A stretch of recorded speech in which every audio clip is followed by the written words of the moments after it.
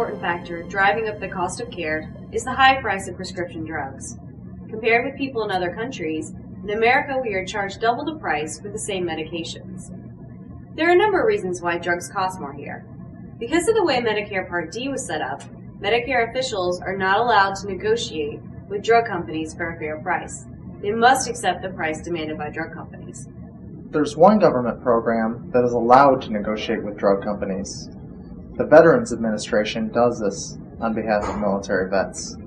As a result, the military vets pay less than half the price for the same medication as traditional Medicare enrollees. For instance, a month's supply of Lipitor would cost a military vet $65, compared with $93 for the Medicare enrollee. This comes to be an annual savings of $338. For Norvasc, the savings is $219, Celebrex $304, Plavix $334, Zocor $1,359, Nexium $585, Aricept $502. These few examples are among the top most prescribed drugs in the country. It is commonly believed that because Americans pay more for drugs, we're financing the majority of new drug research. In fact, pharmaceutical companies spend far more money on marketing their products, almost double what is spent on new research. A lot of this money goes direct to consumer advertising. The prescription drug industry has become one of the most profitable sectors in our economy.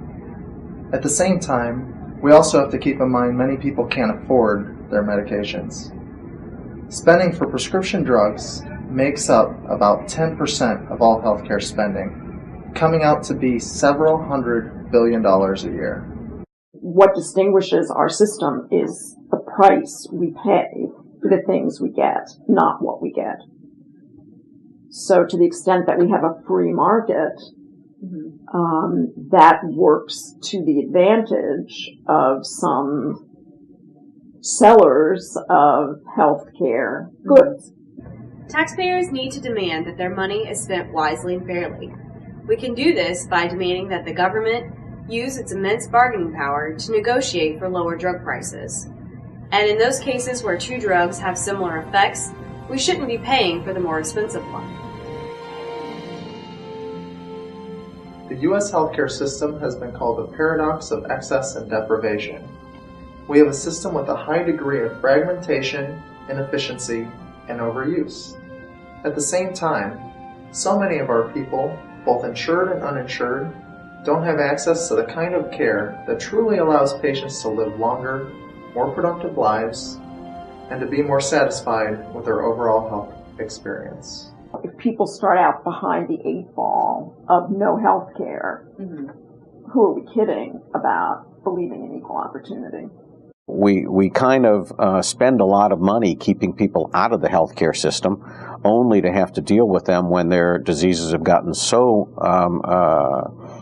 serious that they require hospitalization, they require extraordinary interventions. And because of the nature of the country, again, we do see them at that time, but we see them in the most inappropriate and most costly environments, the emergency rooms and the hospitals.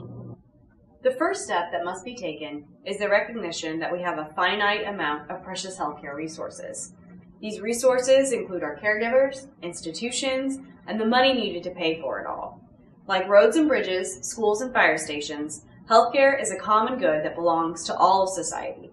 Like our education system, the solution must be found with a collaboration between public and private sectors. However, we must expect the government to take better care of the money it spends on behalf of taxpayers. As we have demonstrated, there is already enough money available to provide high-quality health insurance for everyone.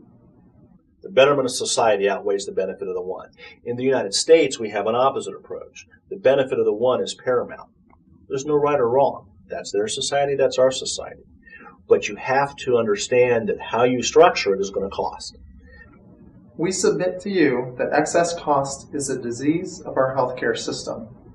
It is a disease that has many root causes. These causes include supply-sensitive care, inadequate primary care, high administrative costs, defensive medicine, and drug costs. Some of the key stakeholders in healthcare include our doctors, hospitals, insurers, and drug companies. In the past, these key stakeholders have each played a role in working to preserve the status quo and prevent reform. We do not believe that the problems in healthcare are the fault of these key groups. While a handful of the people involved in our industry are there solely to make money, the vast majority are there because they believe they're doing good for the people they serve. But we must now recognize that by not practicing cost-effective medicine, we're putting important treatments out of the reach of many Americans. Doctors, hospitals, insurers, and drug companies are all responding to the rules and incentives and freedoms structured within our system. They are each naturally working to preserve their share of the finite resources. But the end result of what we're creating is simply not good enough. The mismatch of resources and need has been tolerated for a long period of time.